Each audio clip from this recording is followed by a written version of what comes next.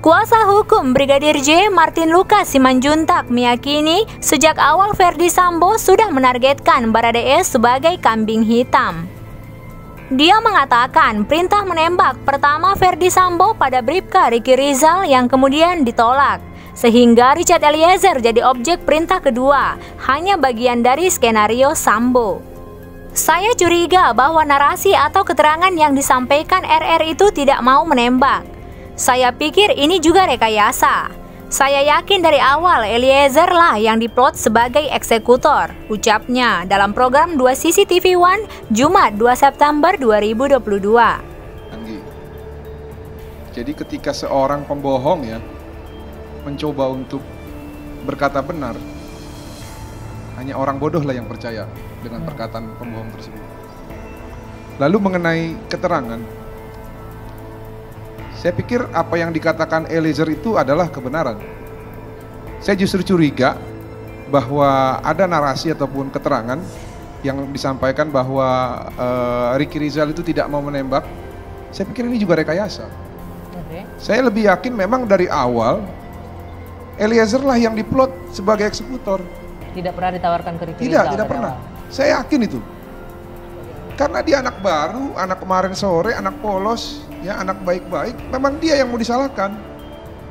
Makanya kemarin itu kami ikut rekonstruksi sebenarnya, kami juga mau profiling dan mencoba untuk mendekati para tersangka ini agar mereka berkata jujur. Karena dalam posisi seperti ini, tidak ada yang bisa menyelamatkan mereka selain berkata jujur. Karena dia anak baru, anak kemarin sore, anak polos, anak baik-baik, memang dia yang mau disalahkan sejak awal, ujar dia.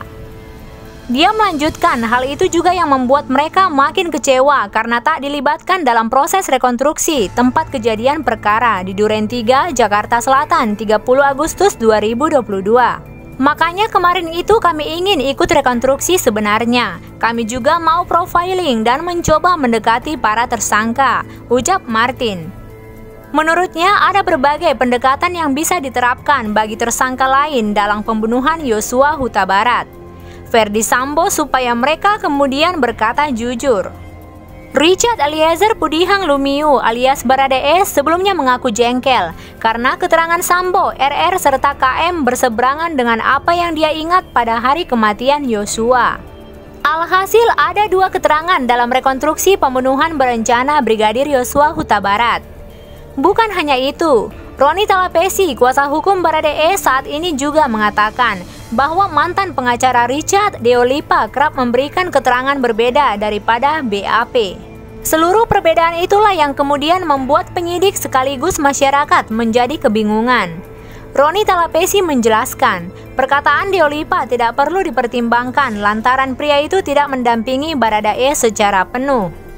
Penasihat ahli Kapolri Irjen Pol Purnawirawan Arianto Sutadi mengatakan bahwa bila terjadi ketidaksinkronan tersebut menjadi tugas hakim untuk menggali kebenaran. Polri, kata Arianto Sutadi, tidak bisa memaksakan kejadian mana yang benar dan salah, hanya bisa menampilkan sebagaimana penyelidikan. Dengan kata lain, tidak bisa dipungkiri, 2 keterangan berbeda dari tersangka itu bisa jadi merupakan kebohongan untuk menyelamatkan diri masing-masing dari sangkaan. Demikianlah sahabat Korea Official, berita terkini yang dapat kami sampaikan. Jangan lupa kembali kami mengingatkan untuk like, komen, dan share ke seluruh sosial media yang kamu punya. Dan silakan subscribe bagi teman-teman yang belum berlangganan. Korea Official, salam sehat selalu.